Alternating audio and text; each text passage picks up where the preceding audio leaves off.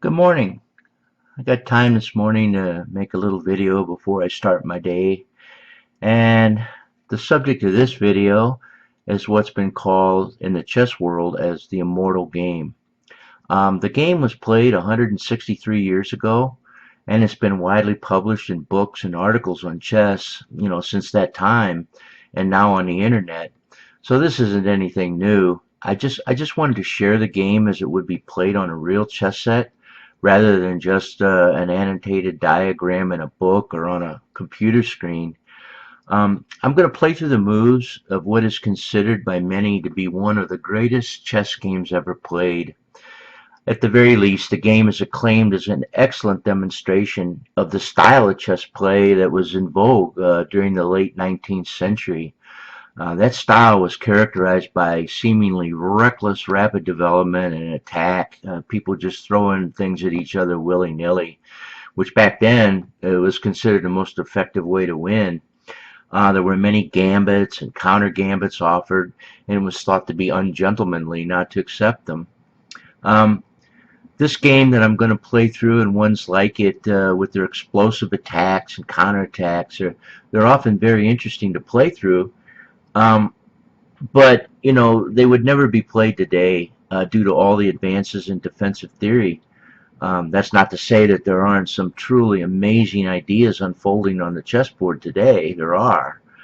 The game was nicknamed the Immortal Game in 1855, and the name stuck. It was played on June 21st during the 1851 London tournament. A lot of great players there for that. During a break in that tournament, two of the greatest players of the day adjourned to a lounge somewhere in the vicinity, and one would think maybe just to relax, smoke a cigar, get ready for the next game. But no, more chess. The two players were Adolf Anderssen and Lionel Kieseritzky. There weren't any world championships back then to determine who was the greatest, but Anderssen, he was widely accepted as the best player of the time. Kieseritzky, he lived most of his life in Paris, and he made a living just playing chess at the Café de la Régence, which was a big chess club there. And in the day, anybody who was anybody in the chess world, when they went to Paris, they played there. And Lowenthal, Steinitz, Anderson, Morphy, all just to name a few. And Kieseritzky, like I said, he made a living just teaching chess, and he'd often play odds games against people. He would offer to take his queen off the board and then proceed to beat your socks off. So he was a great player. He was no slouch either. So when these two famous players sat down across from one another at the board, a large crowd naturally gathered around to watch these guys go at it. Um, and the contest begins with Anderssen playing the white pieces. And so it begins. Anderssen moves e4, pushing his king pawn out two squares. King pawn opening is just as popular today as it was then. It's conducive to more of attacking style play rather than positional. Kieseritzky responds in kind for the same reason, out to e5. Anderssen follows up with f4. King's Gambit is what this is called, and it's still played today, but it's considered a little bit risky for white because it kind of weakens the white's king side over here. But the idea behind it is to offer a flank pawn for black's strong king pawn, and which Kieseritzky does. He accepts the gambit. King Gambit accepted. Anderssen follows up by moving out bishop to c4, seizing this long attacking diagonal here, looking down at the f7 square. And in king pawn openings, this is often this is the weakest square in black's camp. The knight's only a few hops away. The queen can slide out here, and after castling, white has a rook looking down, so that square is often a focal point for attack in king pawn openings. But undaunted, Kieseritzky just comes sailing out here with his queen to h4, check. violating one of the opening principles of not moving your queen, getting it into play too early, and you'll see why in a minute. That's not a good idea.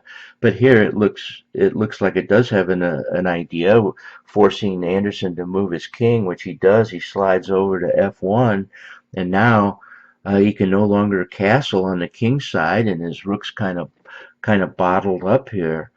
And then Kieseritzky keeps going. He follows up with b5, which is called the Brian counter gambit. That's a gambit of his own, sometimes called the Kieseritzky gambit.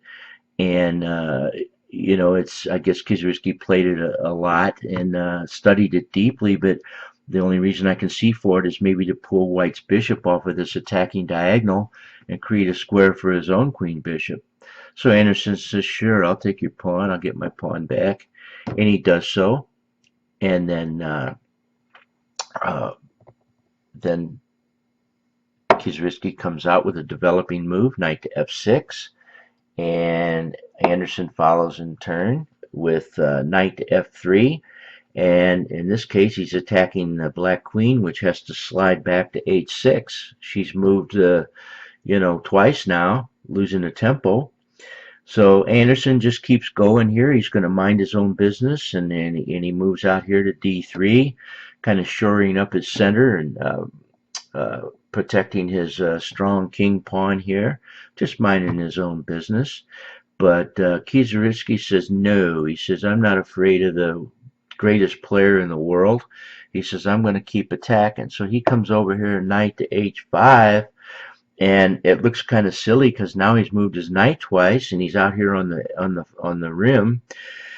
But the threat is knight to g3 check, and Anderssen cannot recapture with the pawn because of queen to rook. Queen takes rook. So that's the threat there. Anderssen parries that easily with knight to h4.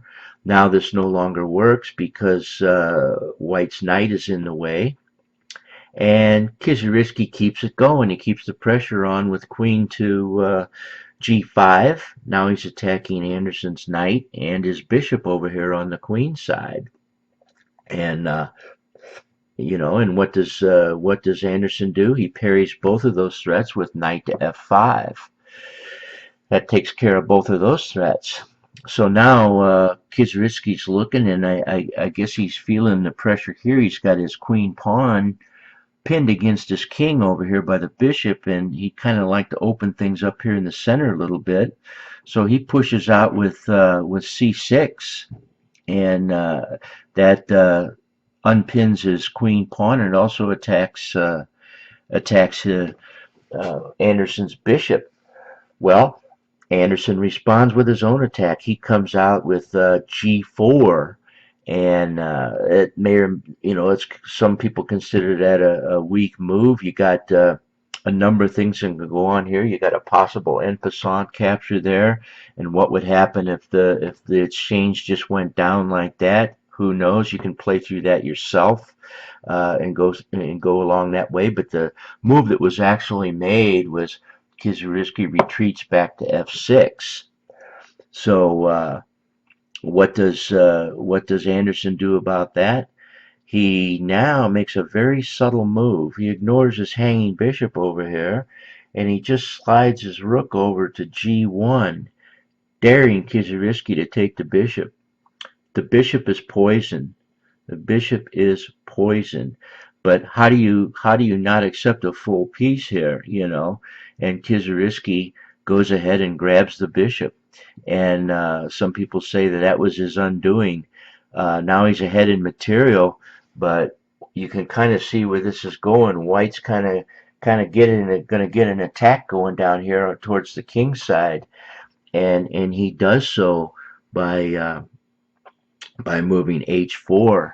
Now that pushes the queen back to g6, and she's kind of running out of real estate here. What's going on?